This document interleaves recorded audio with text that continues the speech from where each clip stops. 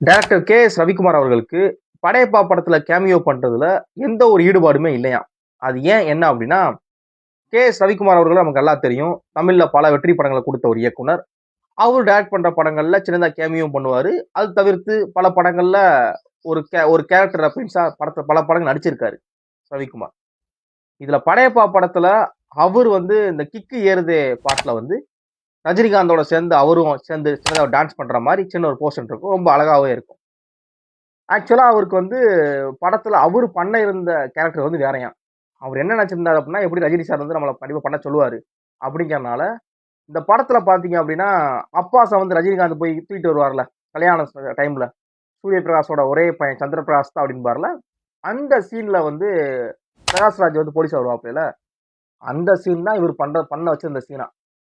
எப்படி ரஜினி சார் நம்மள சும்மா விட மாட்டாரு.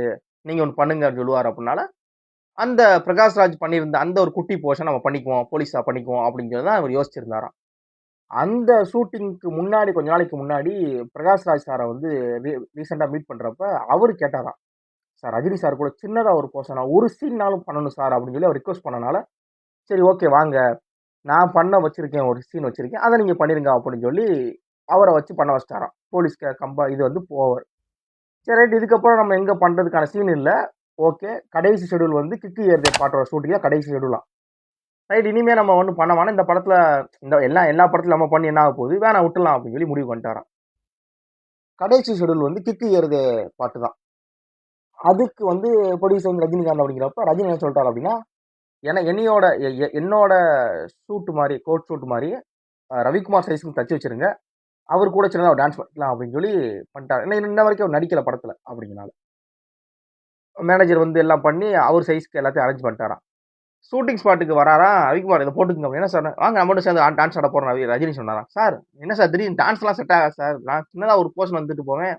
அதையுமே பிரகாஷ்ராஜ் எடுத்துக்கிட்டாப்ல. இப்போ வேணா சார் விட்டுருங்க சார். அதெல்லாம் முடியாது. நீங்க ஆடுங்க வாங்க சும்மா இருங்க அப்படின்னு சொல்லி இது பண்ண வச்சுதான் அந்த கிக்கு ஏறுதேல ரஜினிகாந்தும் கே.எஸ். ரவிக்குமார் ஆடுற அந்த ஒரு சின்ன ஒரு அழகான போர்ஷன். இந்த ஒரு விஷயம் உங்களுக்கு இதுக்கு முன்னாடி தெரியுமா தெரியாது அப்படிங்கிறதையும் தெரியாது அப்படின்னா உங்க ஃப்ரெண்ட்ஸ் அண்ட் ஃபேமிலிக்கு இந்த வீடியோ ஷேர் பண்ணுங்க. தேங்க்ஸ் ஃபார் வாட்சிங்.